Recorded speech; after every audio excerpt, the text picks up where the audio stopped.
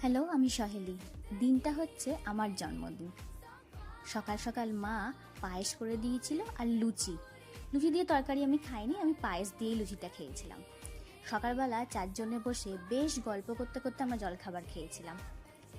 কিছুক্ষণ পরেই আমার মা আর ভালো মা এসেছিল, আমার জন্য গিফট পেস্ট্রি আর কেক এনেছিল। আর এই যে বুদ্ধের মূর্তিটা দেখছেন, এটা কি সুন্দর দেখুন। এইটা আর এই ব্যাগটা মারা এনেছিল সাথে করে। আর এই যে ম্যাক্সিটা দেখছেন, এটা আমাকে আমার শাশুড়ি মা দিয়েছে, বলেছে এটা পরে দুপুরবেলা খেতে। কি সুন্দর দেখতে না, বেশ নরমও আছে। ওরা বেশ গল্প করছিল, খাচ্ছিল, অনেকক্ষণই টাইম ছিল। নানা ধরনের গল্প মজা, অনেক কখন যে গল্প করতে করতে বেলা 1:30 বেজে গেছে কারোর মাথাতেই ছিল না। তো যাই হোক, বেলা অনেকই হয়েছে। মারা চলে যাওয়ার পর আমরাও চান করে নিয়েছিলাম। আর আমার বিয়ের পর থেকে আমার শাশুড়ি মাই আমার জন্মদিনের আয়োজন করে। মা এদিকে প্লেট সাজাচ্ছে, আর এদিকে এই প্রদীপটা দেখুন কি সুন্দর না। এটা পিসিমণি এখানে যখন এসেছিল তখন এখান থেকে আমাকে কিনে দিয়েছে। কি সুন্দর দেখুন প্রদীপটা, ঠিক আমের মতো।